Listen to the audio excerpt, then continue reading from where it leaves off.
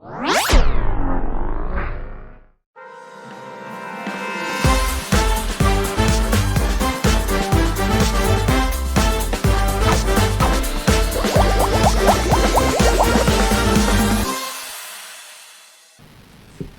semuanya, selamat datang di episode spesial podcast kita hari ini dengan judul podcast kita Sagu Podcast, kepanjangan dari Suara Aspirasi Generasi Unggulan. Dan perkenalkan, saya Mariatan yang akan menemani kalian dalam obrolan santai tapi bermakna dalam rangka memperingati Hari Kemerdekaan Republik Indonesia yang ke-80 tahun di tahun 2025 ini. Sobat pendengar di rumah, 80 tahun ini bukan waktu yang singkat ya.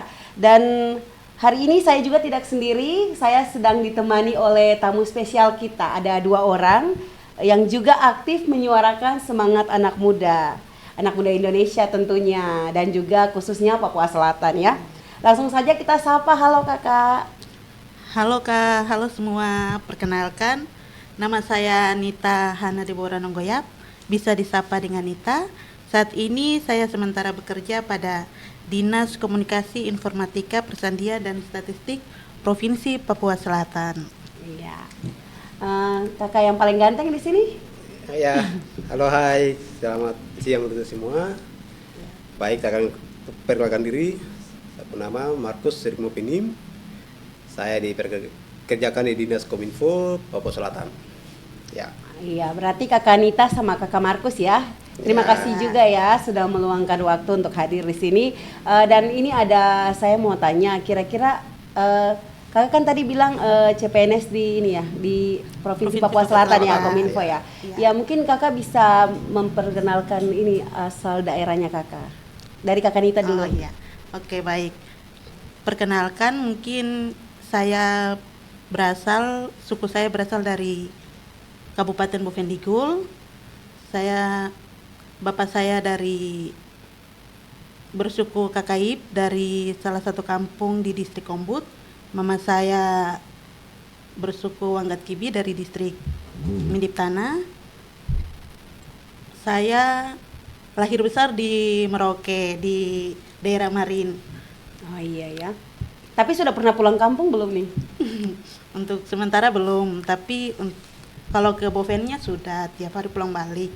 Kalau untuk ke kampungnya belum. Oh, belum sampai kampung ya. Jadi harus sampai kampung juga ya. Karena sudah di provinsi, jadi harus sekali-sekali jalan-jalan ke kampung biar lihat apa yang mungkin bisa dikembangkan di sana ya. Oke, untuk kakak Markus? Ya, oke, saya sama. Saya dari Bovendigul. Kalau menyangkut suku, saya suku Mandobo. Nah, kalau orang tua dan mama saya, kita satu kampung, khususnya di kampung Anyumka. Saya lahir besar di kampung Anyumka, baru saya keluar, berpendidikan di luar. Seperti begitu. Iya. Oke, kalau begitu ini menyangkut kemerdekaan ya, tentunya pasti ada perjuangan ya kan. Boleh saya tanya-tanya sedikit perjuangannya kakak Markus ini bisa sampai menjadi CPNS atau pegawai di Dinas Komunikasi, perjuangannya seperti apa sebelum kita masuk ke kemerdekaan ya? Ya, baik. Oke, baik. Saya akan menceritakan sedikit perjalanan saya. Awal kelahiran saya dari kampung Anyumka, saya begitu lahir, dibesarkan, begitu pula pendidikan, sekolahnya dikurang. Macam bagian guru kontrak, dong naik mengajar di kampung. Paling lama dikasih ajar itu mungkin 1 bulan. 1 bulan kita belajar, mulai baca, menulis. Begitu guru mulai turun kota, next dikasih tinggal sampai habis tahun, baru kembali naik ke kampung lagi. Lo naik, kita mau belajar juga tidak bisa, terpaksa. Karena begitu saya keluar dari kampung, saya turun kota, itu di Bovendigul, Tanah Merah. Macam saya sama perbandingan antara dari kampung maupun dengan anak kota. Untuk membaca dan menulis tidak bisa. Macam saya tidak ada persaingan dengan orang. Saya cuma duduk diam nonton saja. Tulis pun tidak bisa, baca pun tidak bisa. Sampai dengan tahap demi tahap, oke, saya bilang, kamu saya bisa, baru saya tidak bisa. Saya juga bisa. Nah, maka saya jalan. Belajar tahap demi tahap sampai dengan SD selesai, SMP, sampai dengan SMA pun juga anggap bisa. Begitu pula pun kuliah, masuk kuliah pun. Dari awal saya masuk kuliah, saya belum tahu namanya pegang komputer, saya tidak tahu. Karena di waktu saya belajar di SMP, SMA itu saya cuma di IPS dan menyangkut ke komputer saya tidak tahu. Ketika saya masuk kuliah, baru saya mulai belajar. Ada karena dong harapan saya masuk ke bidang jaring komputer, maka saya mulai tahap demi tahap belajar pegang komputer dan saya mulai tutup mata di situ belajar demi belajar sampai bisa selesai. Begitu pula masuk di tes pun sama. Masuk di CPNS saya coba tes di Dinas Kominfo. Tinggal aja tes begini, baru pertama kali saya tes begini tembus dinas itu sampai dengan Saat kita ini, sampai dengan saat ini kita saya berdiri di kantor ini seperti ya. begitu. Saya Wah, kembalikan. perjuangan yang sangat Ya. luar biasa ya dari Kakak Markus. Oke, berikutnya kita dengar dari Kakak Nita. Oh iya Kak, ini saya cerita dari mulai sekolah saya, Iya. sekolah dasar dulu ya Kak. Boleh? Ya, silakan. Jadi saya sekolah di Merauke, SD saya di Merauke, kemudian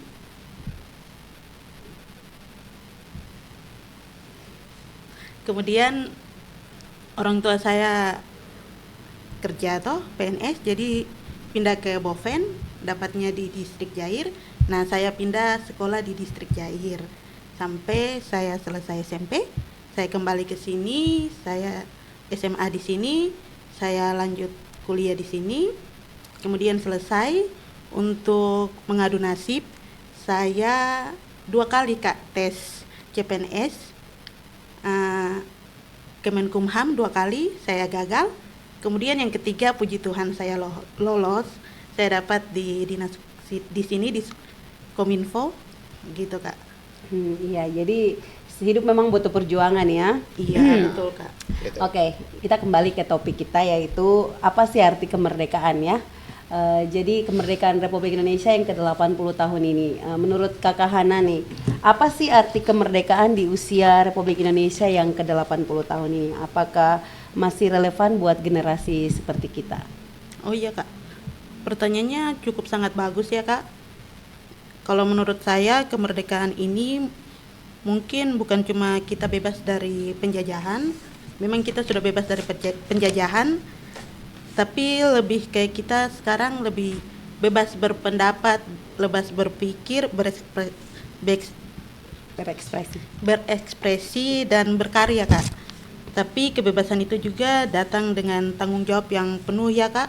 Bagi kita anak-anak muda sekarang ini, kita harus tahu apa yang kita lakukan hari ini, apa yang akan kita lakukan hari ini yang menentukan wajah Indonesia yang akan datang Kak.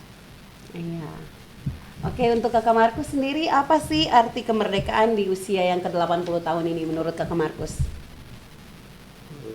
Oke, baik.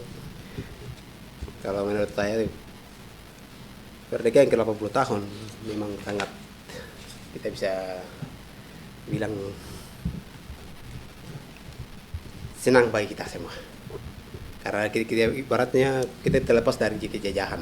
Kita bisa berdiri sendiri dan di dalam naungan negara kita.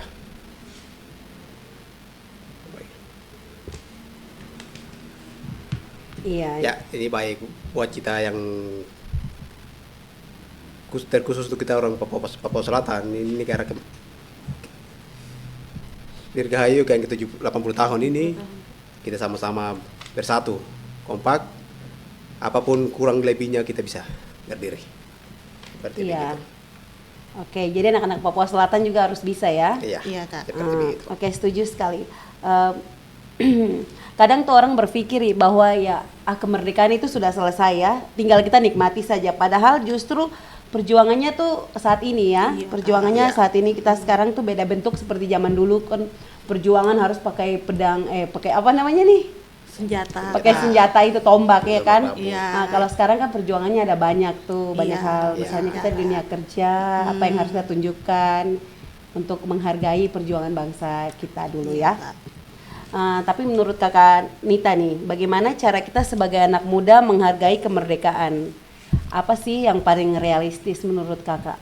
Seperti yang tadi Kakak bilang, Bung Karno berbicara bahwa bangsa yang besar, bangsa yang tahu menghargai jasa para pahlawannya, mungkin kita bisa lakukan dengan cara yang hal-hal kecil. Kita bisa saling menghargai, berpendapat, terus kita saling menghargai. Kita antar masyarakat, umat beragama, mungkin kita bisa saling menghargai, kita saling toleransi. Itu poin dasar untuk kita menghargai kemerdekaan ini, Kak.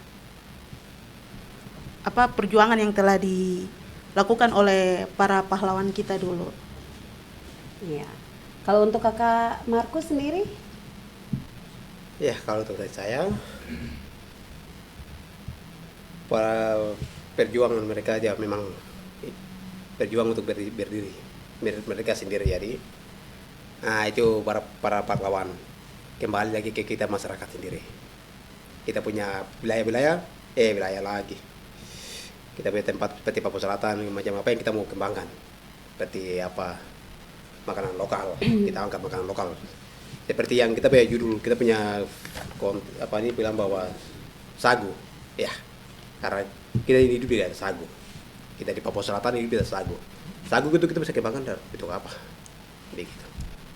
Terus yang lebih terbuka banyak kita tes. Saudara saya yang lain bilang bahwa kita tes, tapi menyangkut namanya beralkohol itu pasti. Minum dulu baru kita siap berdiri. Pas mabuk kenyataannya ya bisa kejadian sekarang terjadi. Kita lain bisa berdiri, lain masih bisa turun tangan. Akhirnya sampai yang lain tembus, kita lain tidak tembus.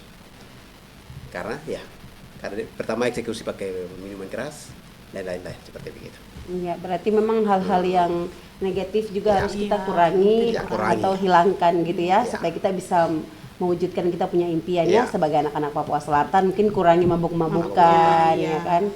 Salah satunya kita belum merdeka, masih ini oleh minuman keras. Dan juga buat teman-teman kita yang mungkin sudah lolos CPNS untuk yang Papua, mungkin lebih rajin ke kantor ya, dibuktikan lewat ke kantor sebagai ucapan terima kasih ya, tepat waktu. Ya, disiplin lah, Kak. Oke, Kak. Disiplin. Iya. Mantap. Jadi terus ada perlombaan juga ya, juga yang nanti akan dilaksanakan di kantor Kakak masing-masing ya, dan Kakak harus ikut berpartisipasi dalam memperingati hari kemerdekaan ya, ikut berpartisipasi. Oke, kalau begitu ya Kak, akhir kata, Dirgahayu Republik Indonesia yang ke-80, semoga negeri ini terus maju dan kita semua tetap menjadi bagian dari perubahan positif untuk Papua Selatan. Oke, terima kasih untuk kesempatannya ya Kakak berdua ya, sudah hadir di sini. Oke, sampai jumpa lagi di acara podcast Sagu Podcast kita berikutnya. Dadah. Dadah. Dadah.